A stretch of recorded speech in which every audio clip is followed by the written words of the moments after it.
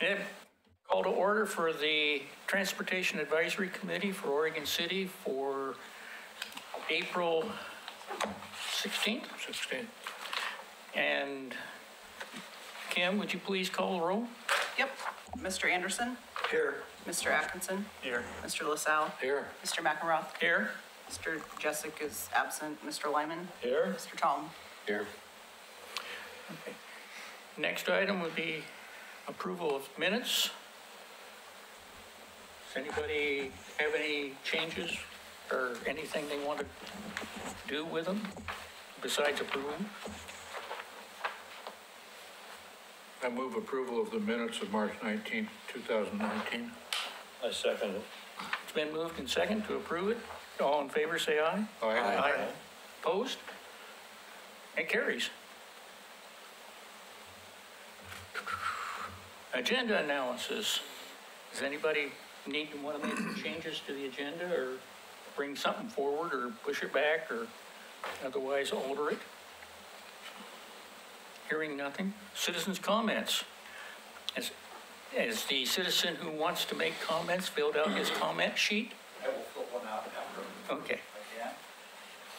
Would you please be seated and state your name and address for the record, please? Thank you, Paul Edgar. I'm from the Kenema neighborhood area of Oregon City. I said a little bit before the meeting started, but let's put it this way. The ODOT proposed value pricing program, which is tolling on our roads, has proposed that they put a tolling station on the Abernathy Bridge. And one of the most critical issues of this tolling is they foresee, and this is the professionals in the transportation, that there's a significant level of diversion that will result from this. And the diversion will people that will try to find any other way to not pay a toll, incidental toll. And most of that diversion, if they're trying to go back and forth across the river bridge, of the Willamette River, where else are they going to go across if they're right in this area? They're not going to swim.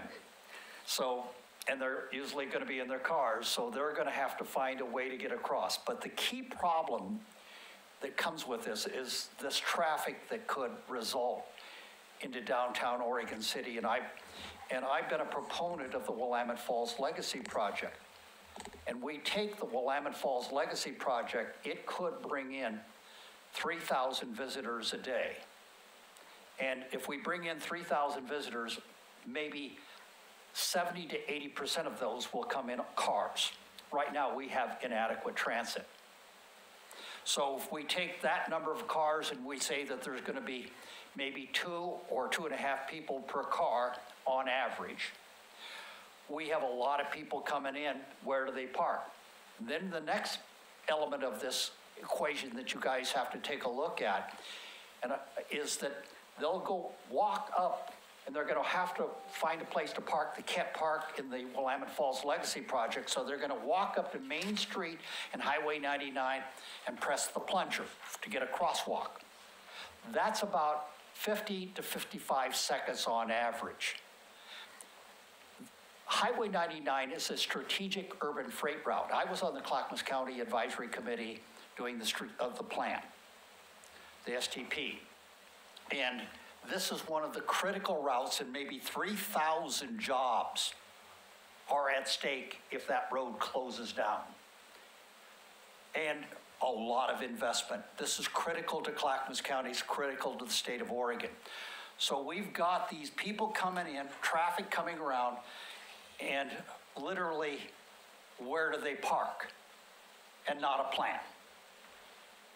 Okay, so what I've been trying to bring to the attention is, and this committee is probably the absolute, one of the best committees to come along and start a process of review, a statistical review, where you look at this problem and say, okay, how are we going to address it? What can we do?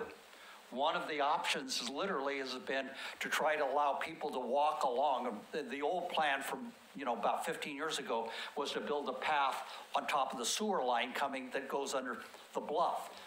And maybe a 6 or 8 foot wide path and bring it all the way down to Clackamas Park and maybe put a parking garage down there on the urban renewal owned property. And I was on the Urban Renewal Commission.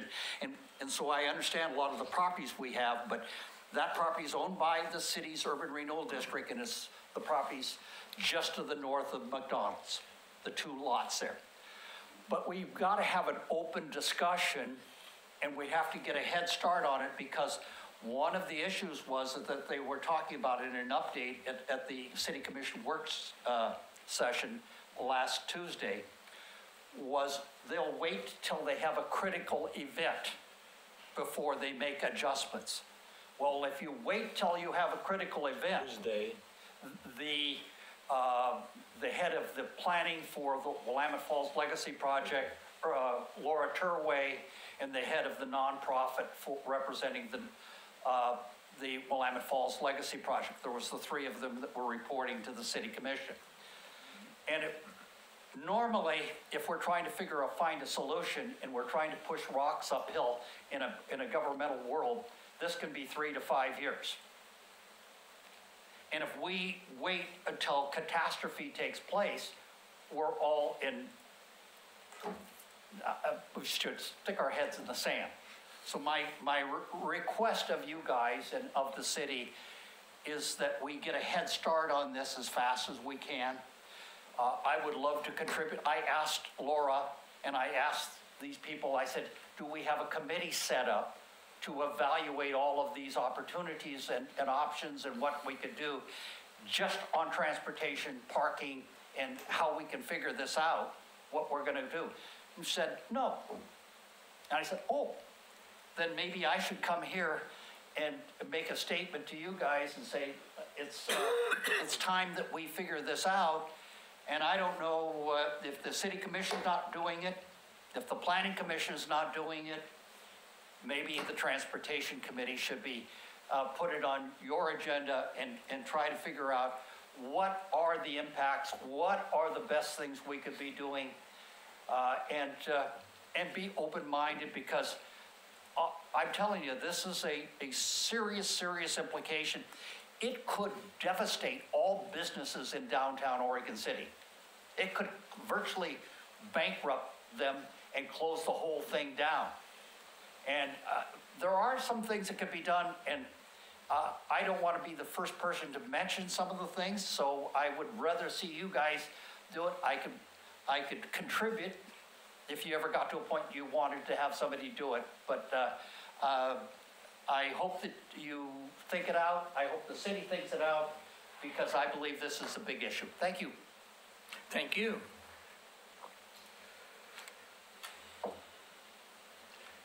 And Does the city want to respond, or I have, okay, never mind.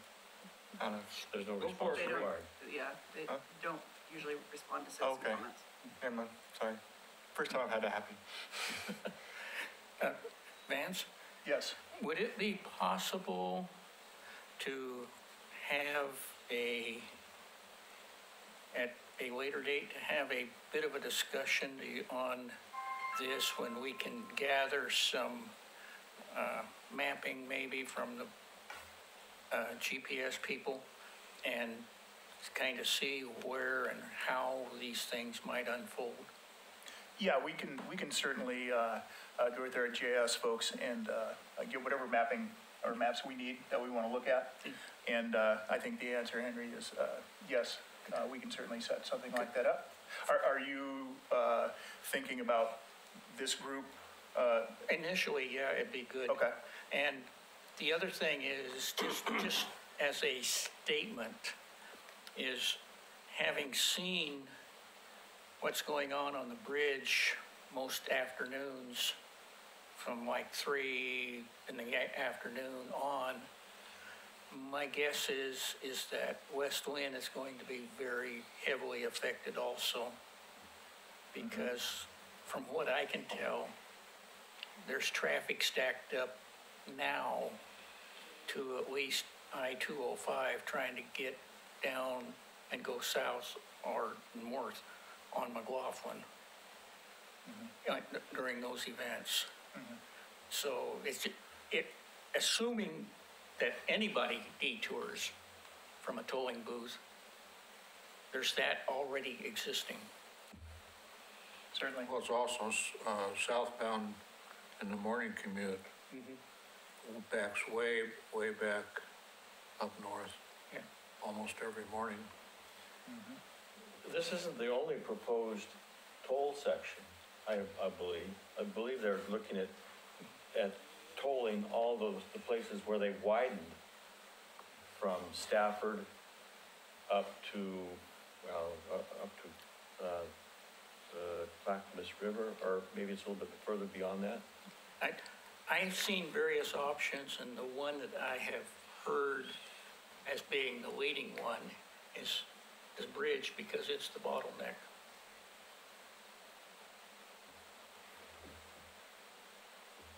But, it's too early to, say definitively that that's what it is. So anyway, Henry, a quick question. So, does Oregon City's Public Works staff have some of the maps and some of the data that the citizen Paul was talking about? So we could look at that and see whether that gives us some specific direction we may or may not choose to go? I'm not 100% sure, John. I do know that, yes, the city does have our mapping system and maps with traffic counts, I believe. So a lot of that, of what you just mentioned, I believe is certainly available. Yeah, so if staff put together a package at the next or the following meeting, that would, that would just get started. We get, have the same background, looking at the same data. It appears everyone else's comment. I just wanted to make a comment regarding this topic. I serve on the downtown TDM committee. There's an advisory committee that the city's organized that started, I think, in January of this year. And I think our second meeting is in May. So they're already discussing this at that committee, looking at the Willamette Falls Legacy Project and I-205 and all these, transportation issues and how transit, biking, walking, all these different elements can be used. So there's a committee that the city has organized that I'm on to do this. So I just want to make you aware that that is in process. And Ray, that's the Transportation Demand Management? Correct, TDM, yeah. And I can get a contact for staff, from city staff, forget who her name is, but she emailed me to organize the committee. Yeah. And what organization is this? The city committee. It's organized by somebody, I forget her name, but I was invited to be on that committee representing CCC, Clackamas Community College. And there's a lot of downtown businesses and different interests from downtown are on this committee to look at the Willamette Falls Legacy Project, I-205, and all these things we just discussed. So there is an effort to discuss this. I think I'd like to get some more information from that committee. I can Present it to details. this committee. Certainly would be helpful. It's supposed to be somebody's gonna come and do a presentation eventually. We tried to get it on the agenda for a couple of months ago, and the timing wasn't right for them. So it is something that we're in the works of having somebody come and do a presentation for you guys. Eventually, it doesn't work for me. So Really, that could be 2 years from now. No, Yes. it's in the near future. Yeah. And I also attended that initial meeting that you were at, Ray, and plan on attending the upcoming one, which is pretty soon. Yeah, it's in May. Yeah, so. And I didn't make the first meeting. I was on vacation in January when the first one's happening. Right. But I'm bringing emails, so. We need more information from ODOT. They're the proponent, aren't they? At this point, I don't know that ODOT actually knows exactly what they want to do. Everything I've heard and seen says that they are looking for the Federal Highway Administration to weigh in, also probably because this is a legislature-driven thing, that they may not know much until after the legislative session is over and they get some more direction. Well, my opinion is that the title, the name of this organization is the Transportation Advisory Committee. And if we don't know about organizations like this is happening, something's wrong with the communications somewhere. We should be involved in those kinds of discussions, deliberations, instead of all of a sudden finding it out almost by accident. That's my comment. Well, I'm sure that with that, one of the, an ODOT person on the project would be happy to talk to us and tell us where they stand exactly. Can we arrange for someone from ODOT to come and? So it's interesting you mentioned that. I spoke with Henry before the meeting, and ODOT is planning on having a work session right here in the chamber May 1st, and it's going to be before the commission meeting.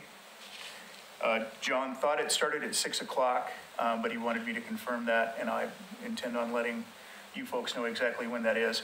John highly recommended if you guys could make it, it would be a very good opportunity to hear what ODOT has to say and possibly provide some of your comments and input. So please mark your calendars on that. And if you would like, I could have Kim, send you an email reminder on that if you wish. I appreciate that. Yeah, that'd be great. Yeah. Okay, moving on, we have a new business. It appears we have a presentation on bicycle and pedestrian improvement associated by chance with I-205 widening. And it appears that Julian is here to present it. So if you would come up to the microphone and say your name for the record, just for, and who you represent, and then have at it. Great, thank you. My name is Jillian Detweiler. I'm the Executive Director of the Street Trust. We're a nonprofit.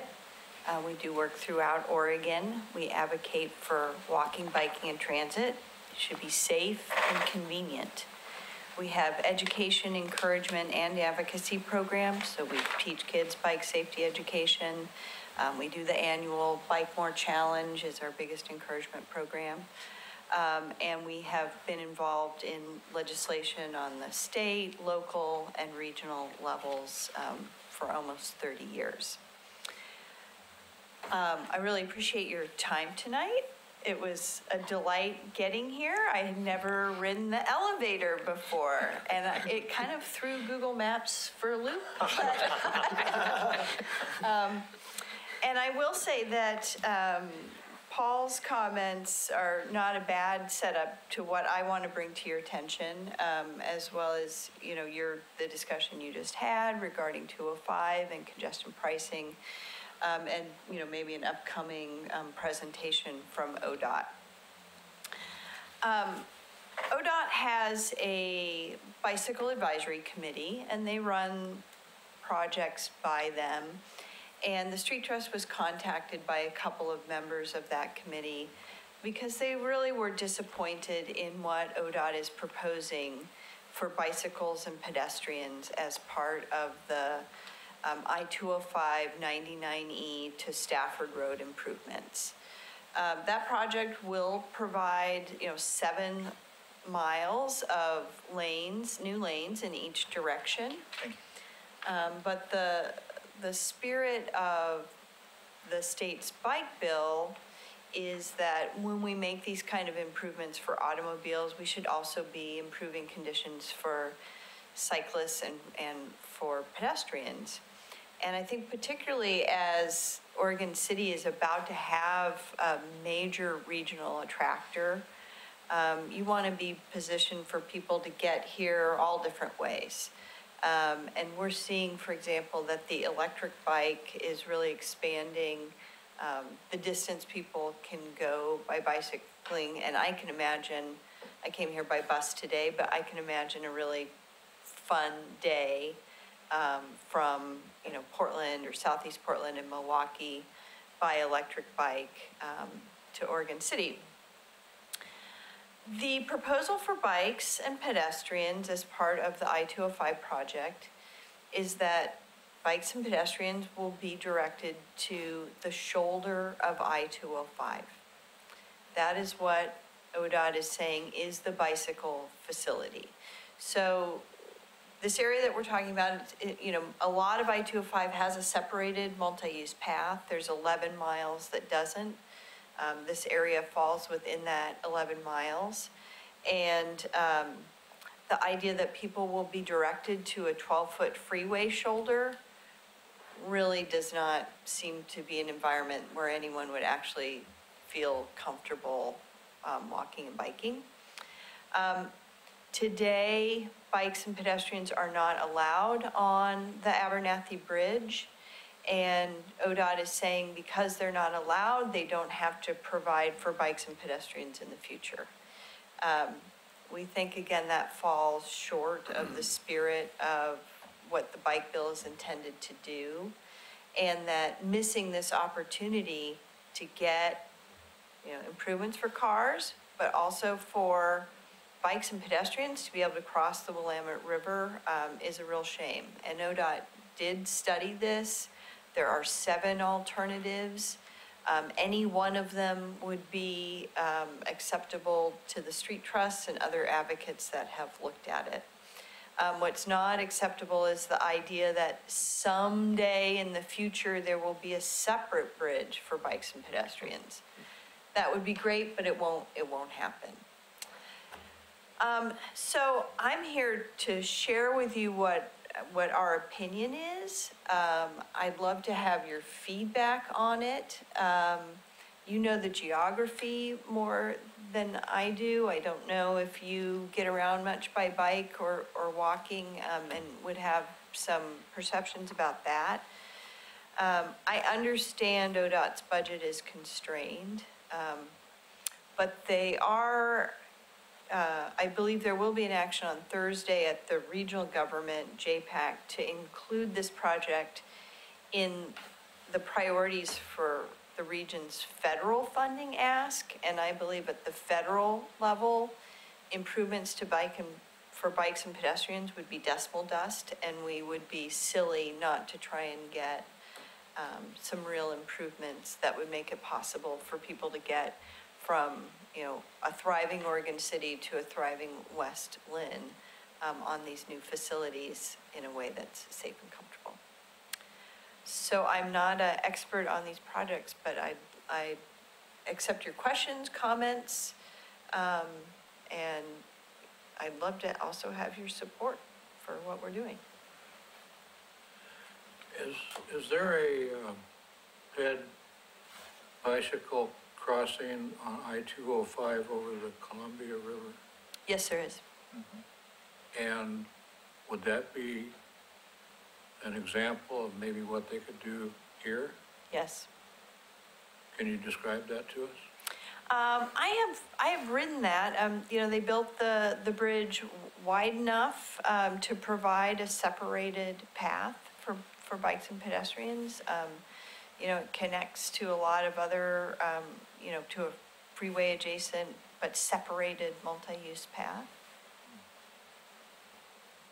Where is that? It goes down the middle. Pardon me? It goes down the middle between the north and south lanes.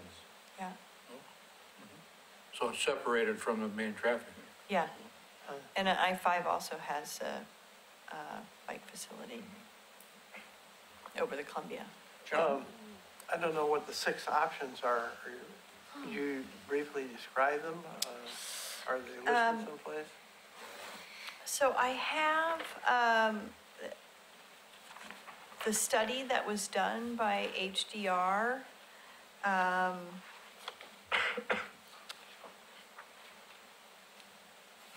see, I may have to get my glasses. I guess I feel like I would be happy to share this study. I am not, an engineer. I'm relying in part on, the work that was done by the Oregon Bicycle Advisory Committee, where they said that any of these would be acceptable. So I can leave this copy here with you today. Yeah, Can we get it to all of us? yeah. And the overriding reason was financing was the biggest reason they rejected these? I think so, yeah. I think they were trying to take to the legislature a project that didn't seem too expensive, in the context of the overall House Bill 2017 Keep Oregon Moving transportation project.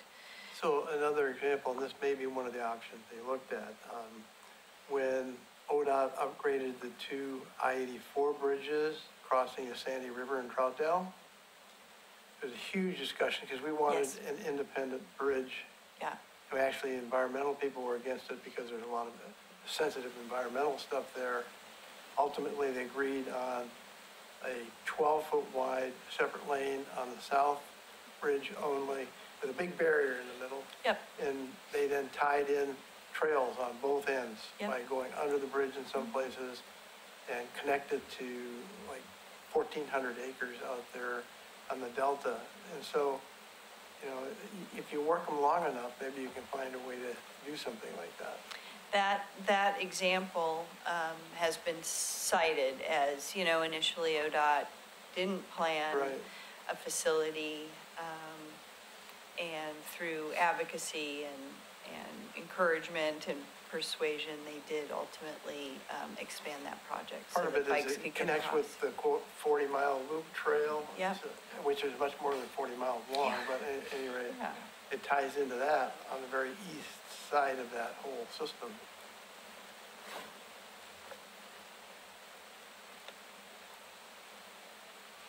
So what would you expect from us? Well, I mean, I'm unfamiliar with how this body acts, but in my, one thing you could maybe do is entertain a motion that, asking ODOT to make its best effort to secure funding for bike and pedestrian facilities, or a statement that bike and pedestrian facilities that connect Oregon City and West Lynn would certainly be useful, Is it, something like that.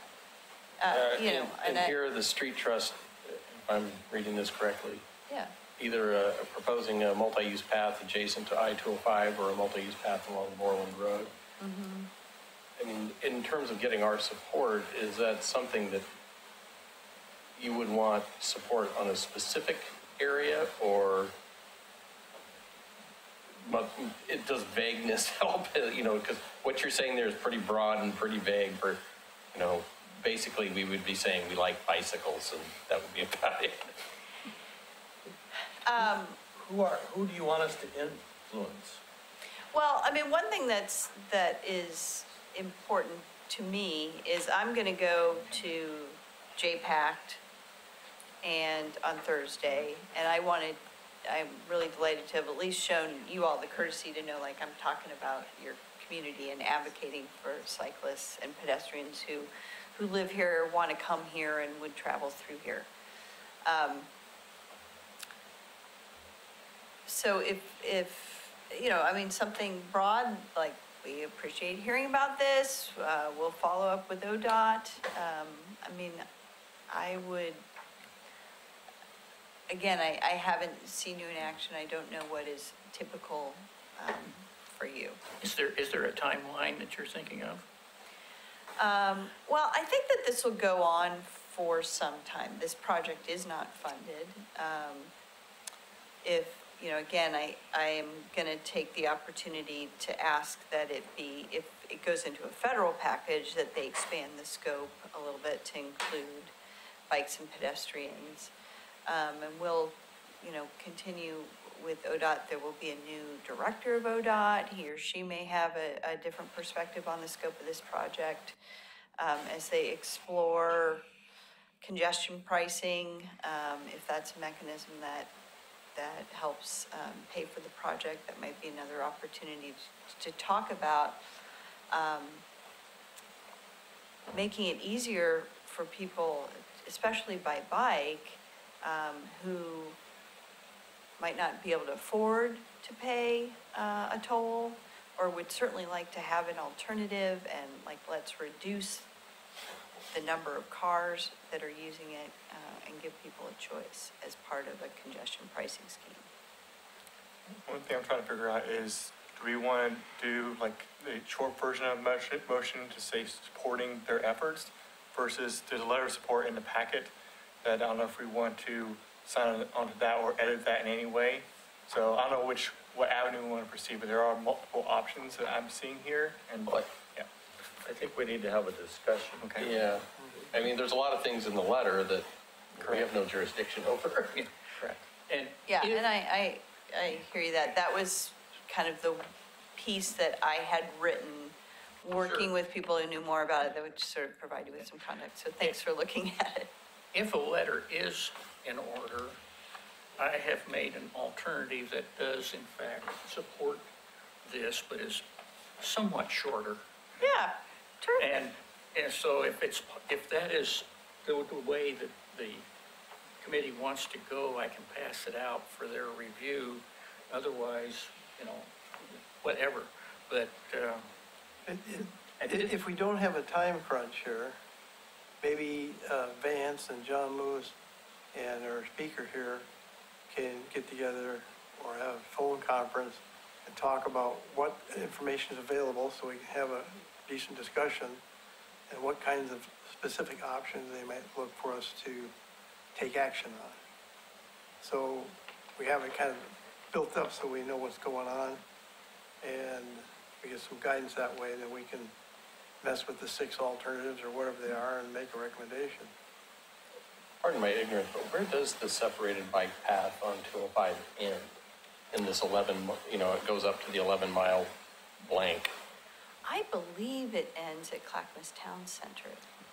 It- No, does it go No, beyond it that? goes All the way to to Gladstone. It goes to Gladstone. Gladstone. It goes to Okay. it goes to I'm the back on that one. Gladstone, All right, yeah. Hey, the Gladstone exit on ask the 205. local expert, yeah. And then you're pushed onto 82nd Street Correct. and old 82nd Street Bridge. And then there's a pathway through the marsh over to Oregon City Shopping Center, and then you're back on city streets. That part's not part of the I-205 trail, it's the Clackamas River Trail. It changes names. Yeah, but it still is a But the functional- I-205 trail ends where? It ends, At the interchange of Gladstone on Okay. 205. yeah. Okay. But it's continuous from there all the way across the 205 bridge. There is a pathway Yeah. that they direct you on. Okay. It's not, And you get to Direct. visit homeless camps on the way. it's not direct in some places, but Not to mention sewer pipe. it is contiguous. So, would you mind if Paul made a comment? No.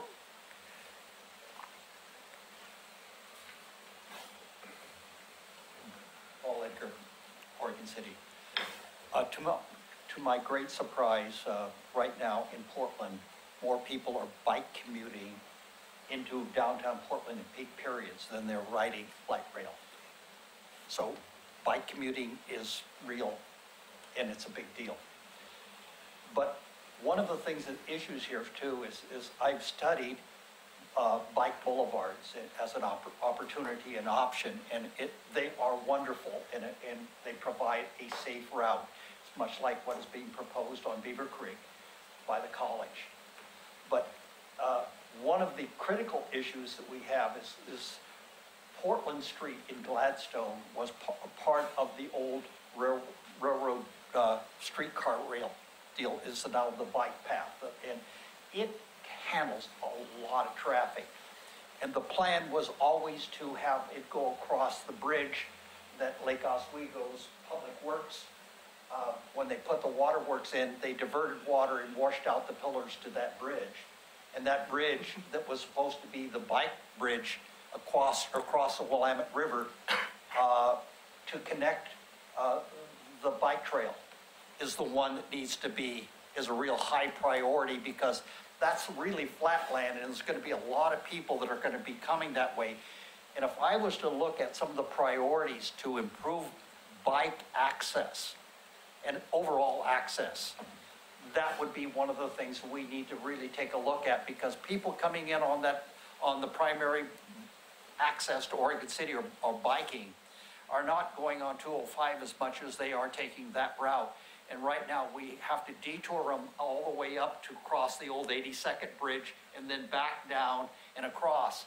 And in reality, that was not part of the plan until that bridge got washed out.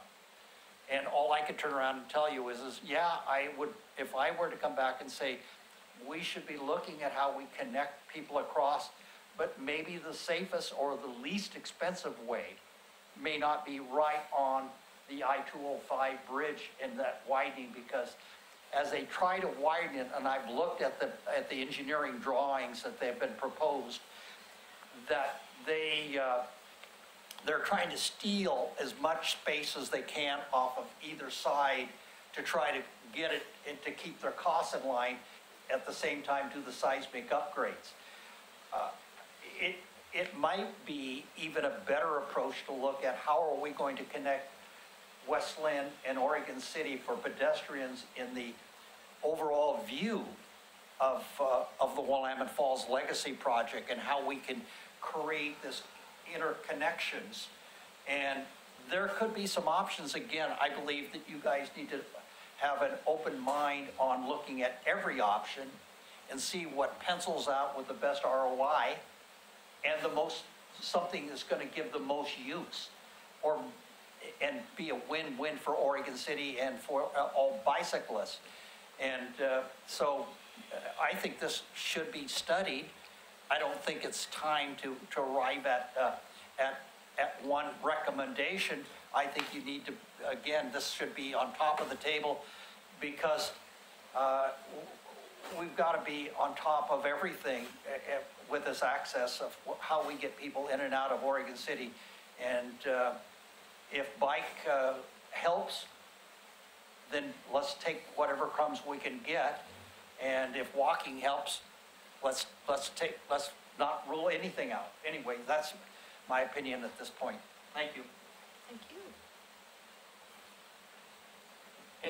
Any further? Anybody? At this point, Vance or Kim, could one of you, or Jason, well, kind of talk back to us what you think we've asked for, so that we can make sure we actually know? A couple of notes I made, Henry. Early on, there was some discussion about getting some maps of the area with traffic counts. We spoke to that. That is something we can provide at a meeting to discuss the traffic impacts that Mr. Edgar had brought up. And then Mr. Anderson, you had mentioned possibly myself and John Lewis and Jillian to talk, and I think John has spoke with you a few times before, at least once or twice. Yep. So there's already a good rapport there, and we'll be happy to do that. Those are the couple things that I took away. If there was anything else? Henry? Yes. I think that this committee doesn't need to know the solution. No. Okay? But we need to make recommendation, at least to the city commission, to take action that would be in the cities. These are the things that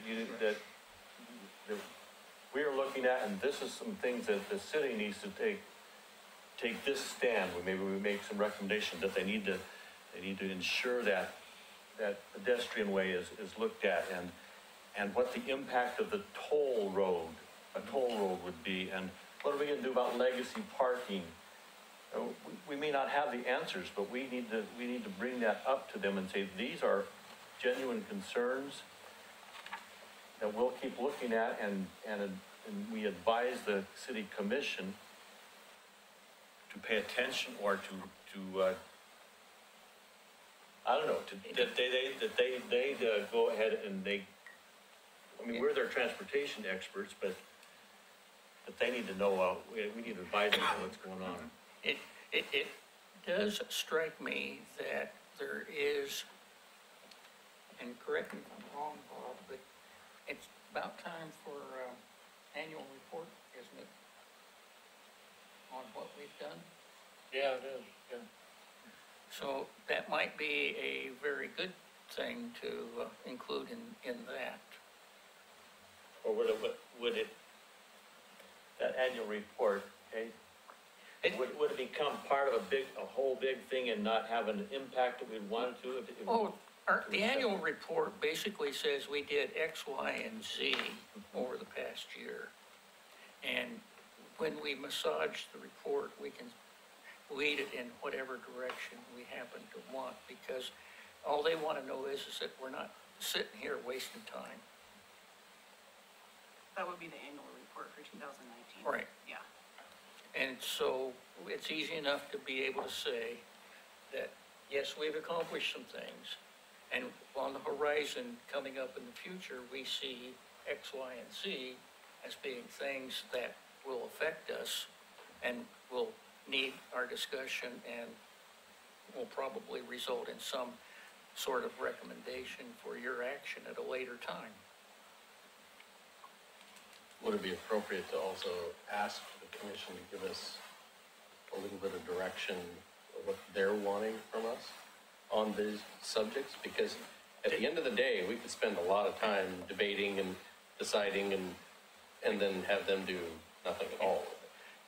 It's been my experience that they're not terribly shy about telling us what they would like for us to do.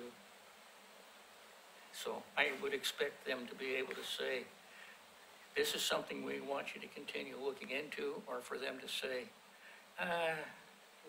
you know.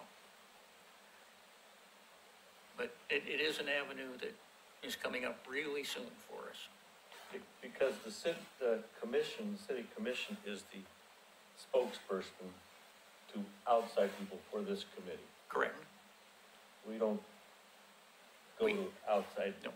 agencies ourselves.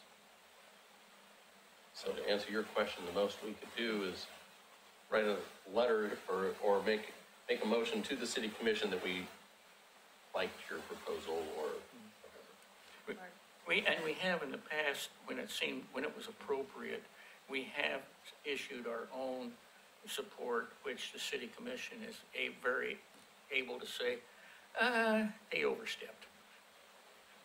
I'm not quite sure if we'd be overstepping, because the Clackamas County Pedestrian and Bicycle Advisory Committee, they wrote a letter of support for this project without having the county board's approval. So I don't know if it works differently in the city. I'm still learning that processes. But I don't know if it'd be appropriate to at least say, without saying specifics, saying we support their efforts to raise awareness about this, the Tree Trust, with what they're doing. Would that be appropriate for our efforts here?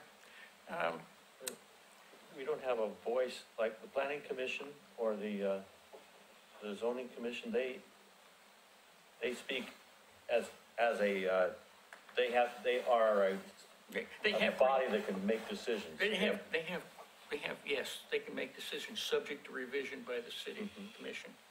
And at this point, I would say that an examination of the city commission's goals would probably include enough leeway to be able to allow us to say that we do support the ability to extend transportation opportunities outside of our region and area when appropriate, as they affect the safety and welfare of the citizens of Oregon City.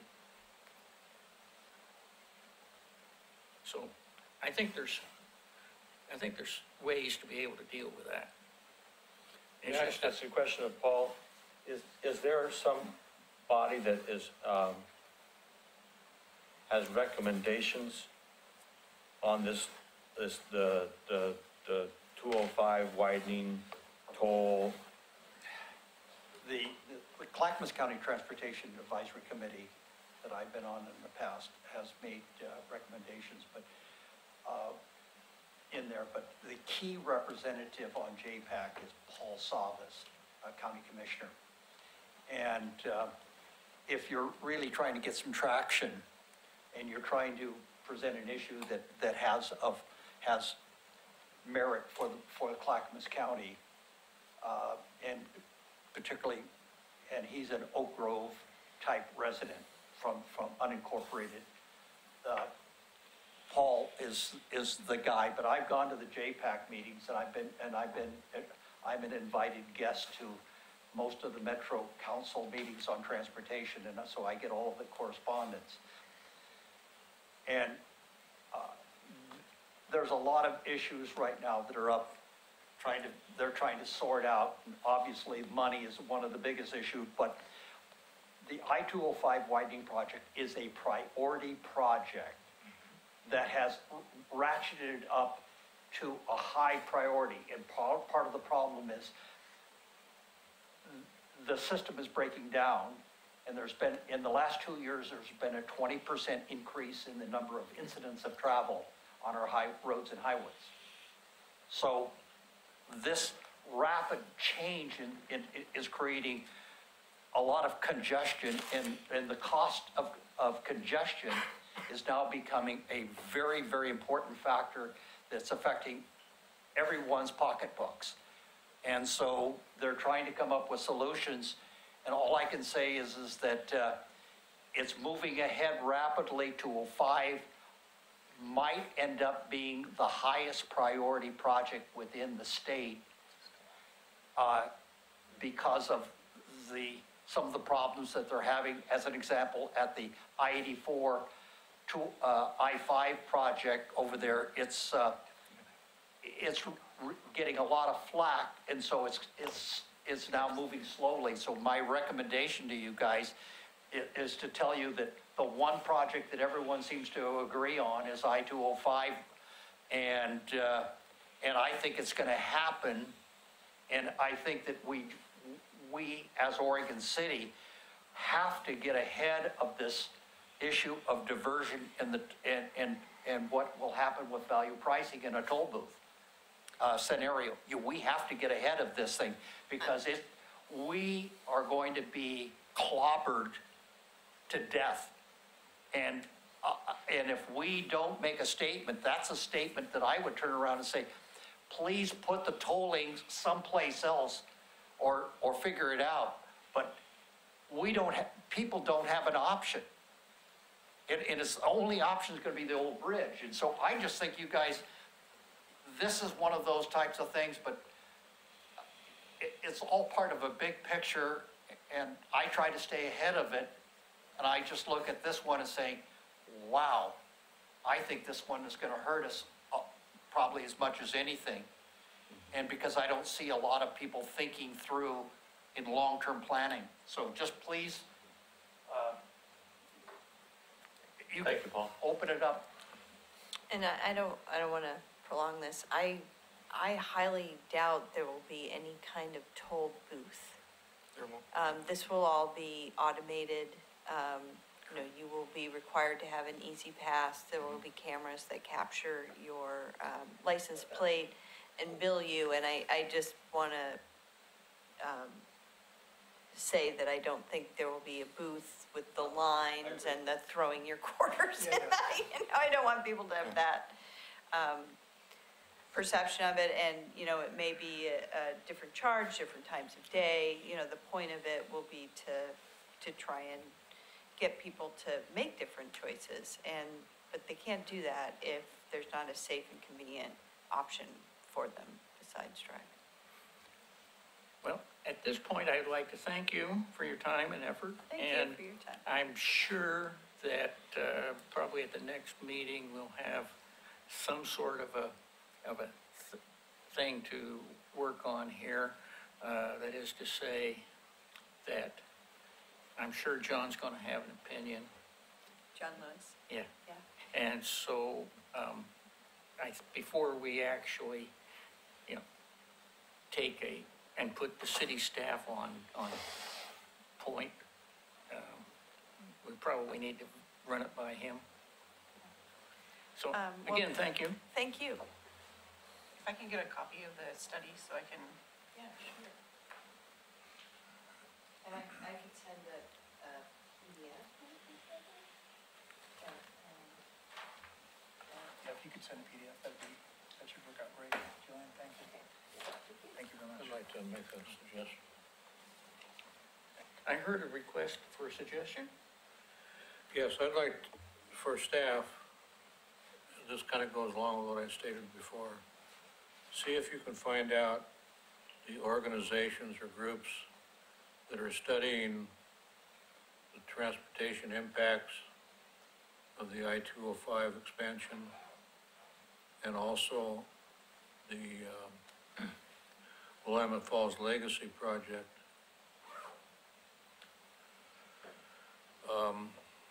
And let us know who those organizations are so maybe we could meld into them.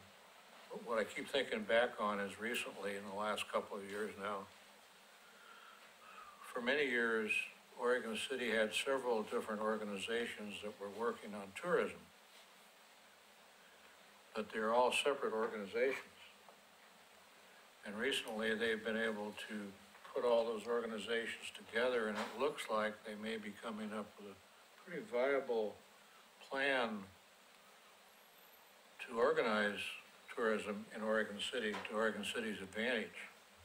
What I'm wondering is, are there several other organizations or groups that are working, maybe studying these transportation issues in relation to I-205 and the Willamette Falls Legacy Project? Maybe our organization could help them come together if we know about them. Just my thoughts on, Such as having a rep from everyone in the room at the same time. what a unique idea. Yeah. Perhaps we review this 7 options, okay? And we review what Clackamas County, their specific group, has recommended. And we then, if we see parts in that we agree with, or we don't have to just necessarily choose one of the 7 options, okay? Because they're all, from her opinion, they're all viable options. Then we could say to the City Commission, we recommend that we fully support these recommendations that these other people have made. That may be it's not a cop-out, okay, but we don't have to invent the wheel. Is that what you've already written? Right, so if Clackamas County Transportation Advisory Committee has already done most of this with regard to the 205 project, if we could get the executive summary and a list of the options they looked at, and maybe have a resource person here, we could get up to speed pretty quickly. But anyway, you and Vance, you and John can mull that over and figure out how we can do that. You bet. Be happy to. So with that, I think it's time we moved on and to the Public Works report. Prior to that, so what are we expecting? Are we expecting John and Vance to come back and Yes. and give us the Some more material. The executive summary of those different recommendations? Right. Okay. Yes, so what I heard was, we're tasked with looking at what other organizations, I think, Bob, as you mentioned, are looking at this. One in particular would be Clackamas County, and how they have looked at the I-205 widening project. And again, see if there is an executive summary. I don't know if there is, but if there is a summary like that, we'll try to get our hands on it and be able to. And what this other plan with their 7 options? So, on the 7 options, is that something that was in Jillian's letter? I think I think it's in this document. Yeah. These Oh, 7 options okay. is, I wasn't sure what the 7 options were. it's ODOT's options, they're not street trust. They're just campaign pushing for those options. ODOT's Okay. already said are not going to consider them, but we are, the effort the street trust is trying to do is to maybe reconsider, just like the other, like the I-5 project, the Sandy River crossing, those other ideas that ODOT did not consider them until after there's advocacy for them. And basically, this is being used as advocacy, saying the city, if we're open to it, wants to support these projects being included in the I-205 widening project. But currently, right now, ODOT is, they've already said they're not officially going to consider them because, probably mostly because of money. So just want to clarify that is currently not under consideration, but through advocacy, it could be under consideration. Thank you. Yeah, squeaky wheel. Okay, Public Works report. Public Works report, please. So, Mr. Thornburg here is going to start off. He's got 2 topics he's going to cover. The 5-year pavement maintenance plan, also known as PMOF. And then he's going to speak a little bit about special event traffic control, in particular the Teddy Bear Parade that's coming up, because it has some large impacts on our traffic system. So with that, I'll give it to Jason.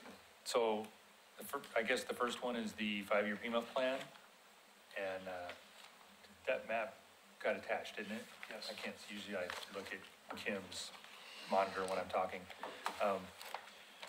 Yeah, so the green marks you'll see on there, the green lines, that's what we've added. I believe I already, at one of the previous meetings, showed the slurry seal and chip seal map, which is the red and blue. But the green is going to be our rehab for 2019. And most of the rehab this year, because of the Malala project is eating up a lot of the PMUF funds for the next couple of years. We looked for streets that we could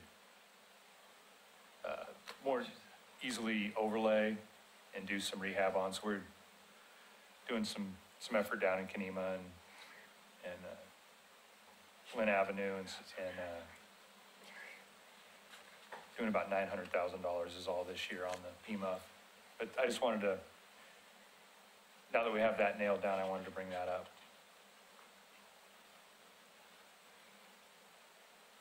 If anybody has any questions on that or not. The Hazelwood is a project that we put a sewer line in. And now we're, instead of just patching it, big giant patch through a neighborhood, we're just gonna go ahead and rebuild that, not really rebuild the street, but just peel the asphalt off, and the base is good in there, so we're just gonna put new asphalt down. Be a better product for the neighborhood. And as we've discussed in meetings before, in regards to our overlays and reconstruct projects, when applicable and when there's opportunity present, we do look for ways to put in bike lanes and things of that nature. It doesn't work in every scenario depending on the street, but when we can look at those options, we definitely do. And if we can implement any of those designs, we try to do our best to do that. Thank you. Yep. Quick question. So I don't know if this is on the map or not, but you just did a lot of infrastructure work on, is it center here, just across from, and it's been all torn up. Is that going to be part of this project or a subsequent year project to do the resurfacing finally? You know, I might don't know more about the project than I do. You know, the contractor is still on the hook to repair their trench lines that they made and some damage. I believe that road was in pretty poor condition. It was. Before. So I don't know that the city has a whole lot of muscle to make the contractor redo the entire road. But we are certainly going to press a contractor to, you know, frankly, get them to pave as much as we can. And then I don't, maybe Jason knows, I don't know where that falls in the PMUF program moving forward. Yeah, We could look it up, but. I know that they'll be held to the city cut standards, and they'll have to T-cut and replace as they needed. But I don't know if that particular section of Center Street is on the 5-year PMUF plan or not. Do you have any information on Malala? On Malala Avenue? So last week was a 30% plan review. So still pretty high level, not a lot of detail in regards to exact placement of streetlights and street trees, things like that. Gosh, you know, there's 3 or 4 new signals. There's a couple of signalized intersections that are being redone, 2 or 3. I'm sorry, I don't know the exact numbers, Henry. And there's a new signal proposed to go in at Fur. There was quite a bit of talk at 30% design meeting about pedestrian access. There are 3 RRFB crosswalks proposed with this project. There was quite a bit of talk on working with the county at the signal at Beaver Creek, Molalla. Different signal timing, possibly some lane changes. So that would be going, if you're coming from Beaver Creek, headed 213, that's south? Yeah. Yeah, there's some talk about the different turning from Beaver Creek, or turning from Malala onto Beaver Creek, changing to A double left. dual lefts, and that's all It just talk. sounds almost like it's Malala going south and turning left onto Beaver Creek going out of town. Yeah, correct. Yeah, that's the right, yeah.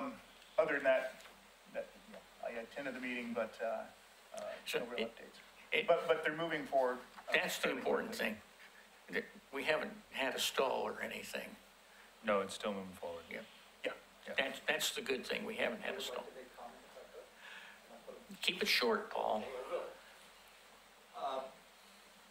They were talking about Kanema, and the number 1 worst road or street in Kanema comes off of South End Road and it's 5th Avenue, and it's like a bomb craters.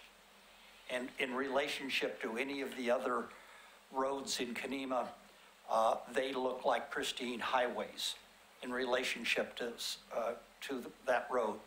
So when we get into prioritization of something that needs to be addressed, John Lewis committed to me many times, I will get to fixing that up soon, next year. And that's been going on for 5 years. And we would love to see if there was any money or any efforts that could be done. Please sometime drive up, take a look at it. Drive down through and by the way, on a side note, there's a cross sign when you're going up South End Road that's kind of points up, it's a 4-way turn there, and they want you to slow down. The average speed going up South End Road at this light, or at the intersection where you go into there, in the dog lane that goes back, is about 35 to 40 miles an hour.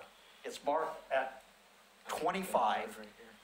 And in reality, when I pull out, or my wife pulls out in a Prius, and we get all those squirrels working, driving that Prius, it's hard to get through that intersection and not get T-boned. Okay, the speed on South End Road coming into there, and that's a county road at that intersection. But it's unsafe, period. And then the road going down through there is terrible. And you're driving into the Oregon City's historic, National Register Historic District, and the imagery of it for tourists and for anybody on it is crazy. Thank you. Thank you. I'm sure that staff will be looking into that. There's been, John's asked me to look into that this year. And I already have a big list that I've committed to, but I told John if I get through my committed list, that's the first road that's on my non-committed list right now, so. Actually, it keeps the speeds down. This not Silver an lining. approved speed Park your car in the middle device. of the road, Paul. So are we now on the Teddy Bear Parade? Yeah, so the Teddy Bear Parade is coming up, I forget the exact date, May 20-something, I want to say. And it's a pretty big package with a lot of maps that show the entire route with the detour and everything that's involved there. The route's going to be starting between 10th and 7th on Main Street and going to 14th, and then hanging a right, headed to Washington, and then going down Washington to the end of the Oregon Trail. It's been doing that for, I think this is the third year. It used to go right down Main Street, but when the roundabout construction happened, they changed it to the end of Oregon Trail, and whoever, the Lions Club, I believe, the ones that's in charge, they really like the end of Oregon Trail, so that's where it's been going for the last 3 And years. when is the Teddy Bear Parade again? It's in May. Sorry. May I don't know exactly. 20-something, unfortunately, I don't remember. I kind of wanted Jason to speak a little bit about, not so much specifically the Teddy Bear Parade, but we just picked on this one because it's coming up soon and it has some pretty drastic impacts to our downtown area. And just to, I don't know how much or little the committee is familiar with what Public Works does for many of these parades. This is a good example of a parade that takes quite a bit of resources from Public Works, quite a bit of resources from the police department.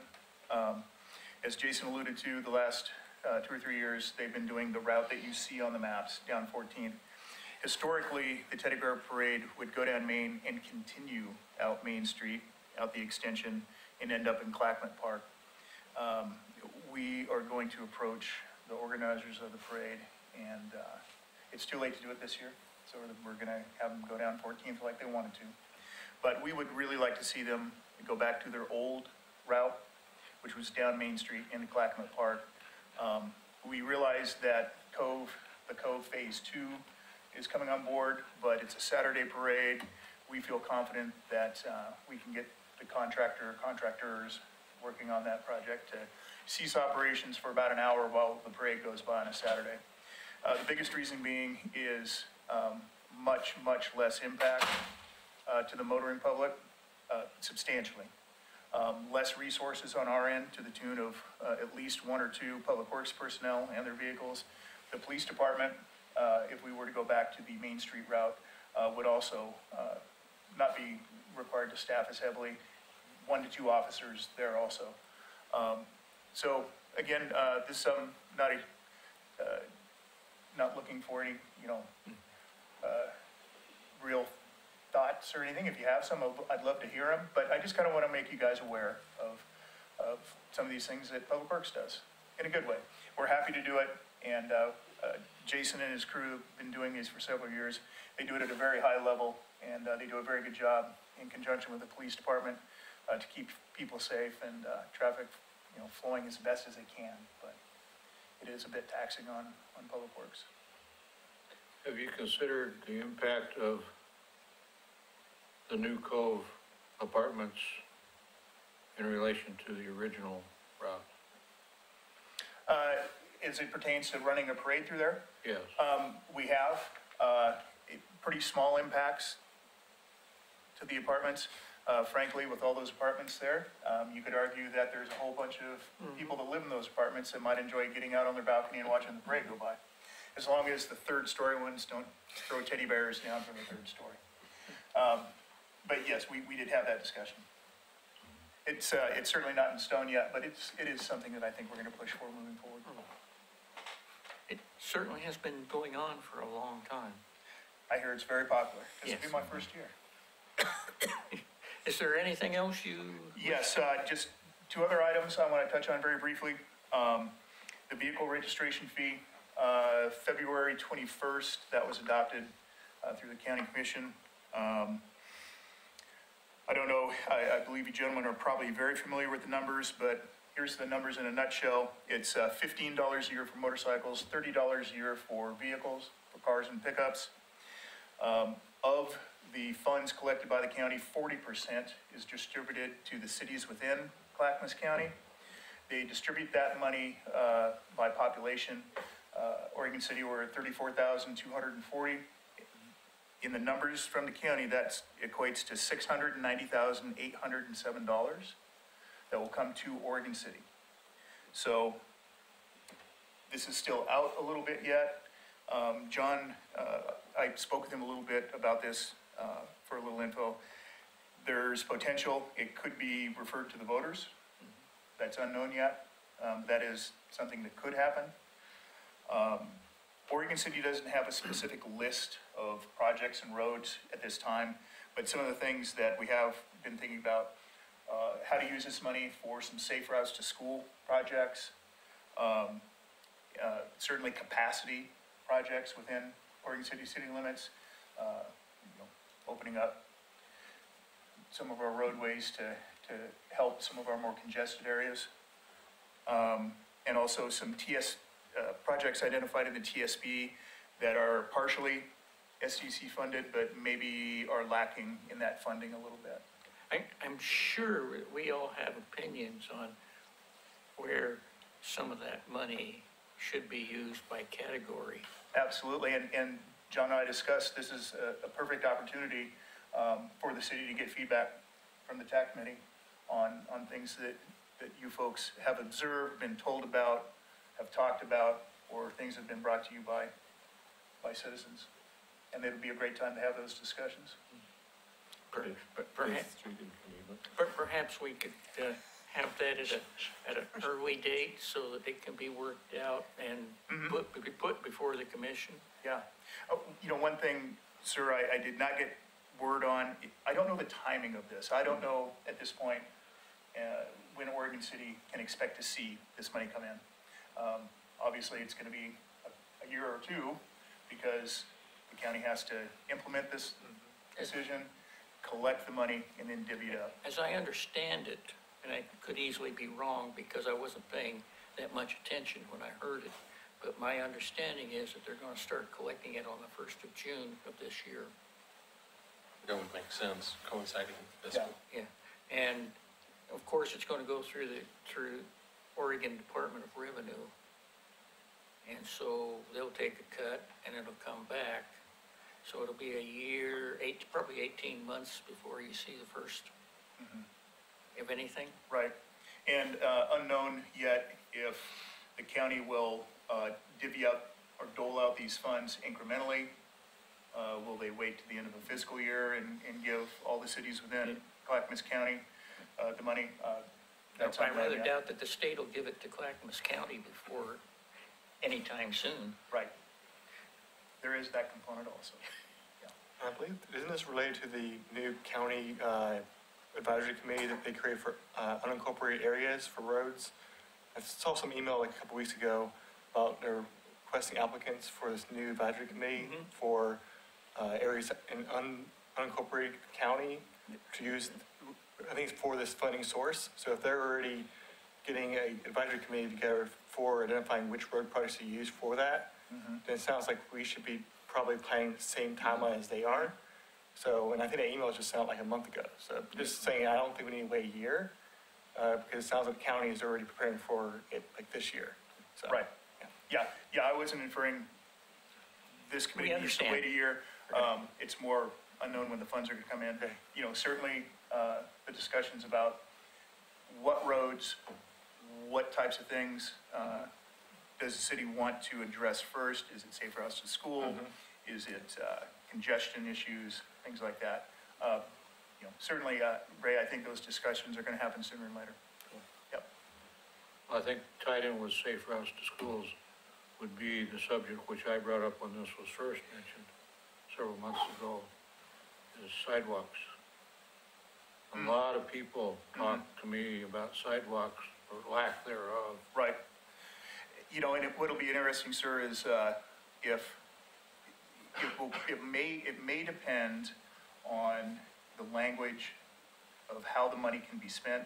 There are certainly some funding sources that allow you to put in sidewalks. Sometimes there's not. Certainly, if we do almost any kind of work to an existing road, other than a slurry seal, which this money is not going to be used for that type of maintenance, that triggers ADA. So right there, you're at the very least tackling the ADA ramps and making it compliant. So that'll be an interesting thing to see if these funds can be used for, one, rehabilitating existing sidewalks. If anything, if I had to guess, and it's really just a guess, I must admit, if there are no sidewalks, these funds may be able to be used for that more easily, which would be great. Yeah, improving pedestrian, Right. yeah. So perhaps this committee could recommend that when these funds are available, that they be applied towards this type of project. That's the intent of the discussion that we're having right now. Yep. All right. Any other questions on that topic? Okay, lastly, just a brief update, National Night Out, August 6th. It's a Tuesday evening. It's going to be held at the end of the Oregon Trail. Myself, I think, Kim, you were there? Were you in that meeting? It was myself, Pam, and John Lewis, Kim. We met just to kind of brainstorm. We at the city, if we're going to be involved with any event, and in this case, National Night Out, we want it to be meaningful. We don't want to just have a table with some pamphlets. So we kind of brainstormed, we batted around a few different things, and where we ended up is we would like to do something around bicycle safety. The police department is also thinking about doing something around bicycle safety for National Night Out. So, that's our intent at this point. I reached out to some coworkers of mine at the city of Tigard because I knew that the city of Tigard a year or two ago, through some grant funding with the Safe Routes to School coordinator, they were able to buy a really neat covered trailer. I think it's 8 feet wide by 20 feet long that totes around a whole bunch of kids' bicycles and helmets and cones and traffic control devices to set up courses at schools and parking lots so the kids can have an experience and learn some bicycle safety. And I was successful in, if we end up going this route, I can utilize this trailer for this event. So, Congratulations. thank you. It pays to have good connections. Yes. And so that's where we, the city, and the police department are thinking about going for National Night Out. If this happens, we're going to take a fairly large footprint down there as far as real estate. We will need some help from Several people. and I thought, what better way for the Traffic Advisory Committee would be than to engage citizens than at a function like this around transportation. And I think it'd be a good opportunity. I do too. During our break, During your break. well, we normally, July and August, we don't meet. It could be an impromptu meeting in August, early August. Yeah. I would, on Neighborhood Night Out, when we had the subcommittee a while back, I had expressed a viewpoint that I think might be applicable here in more of a display sense than anything else, but pointing out that everything Public Works does in all of its various aspects involves public safety. Your sewers, your water, your streets, anything, all of that. Street sweeping, all of the various things, and I think that it would be good to kind of build this awareness that Public Works is also a public safety agency, even if it's not thought of as one. You bet. That's a good thought, and I absolutely concur with that sentiment. I haven't told John Lewis this, but he's going to see it on the recording. Right. So I have an idea, if I may. When I was at the city of Tigard, I helped facilitate Public Works Days in conjunction with National Public Works Week. And to carry on your point, sir, about making people aware of what Public Works does, the concept of how Public Works is involved with the safety of all those things you mentioned, that's a great time and opportunity for municipalities to have a function, to put on a mini Public Works day, if you will. So in Tigard, we would, during that week, we would take whatever Saturday beginning or following that week. Typically, we'd have it at Tigard Library. We'd get half dozen pieces of equipment, you know, usually the shiny new stuff that the city got. Have operators there, open to the public, really, really well attended, very kid-friendly, really frankly, specifically geared towards children, but they're very successful. And you know, my intent was, I don't know if I can pull it off this year, but I'd like to approach John and see if that's something we can do. Again, maybe not necessarily traffic advisory committee worthy, but I'm kind of excited about it, and I'd like to do something like that, and I've done it before. So I think it'd be a real boon to Oregon City Public Works.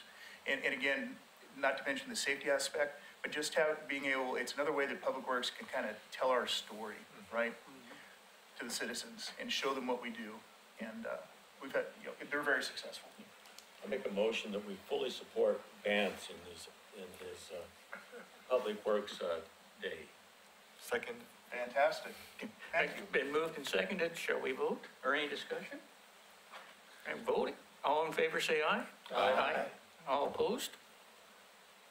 You have our support. Fantastic. Now, see, John can't get on me too bad. I'll say, John, the committee. I mean, thank you very much. Okay. That's all we've got from Public Works. Okay. Any communications anybody wish to share about anything pertinent? Good of the order? Hearing none. Any future agenda items? I can probably coordinate with Clackamas County on their new transportation safety plan. I'm not sure what their exact title is, but the county approached me, I think, a month or two ago about presenting to the committee to get feedback on their planning process. I know the county adopted the plan, I think, last month or this month.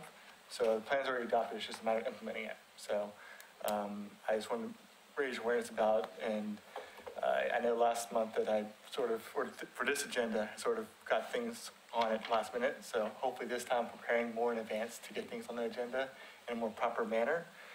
So just wanted to make that vocal and, yeah. And I would suggest at the earliest opportunity, getting the necessary information to Kim and Vance and John so that it can be included at proper time. Okay, will do. Anything else? Hearing nothing? Ready for adjournment? This meeting is adjourned.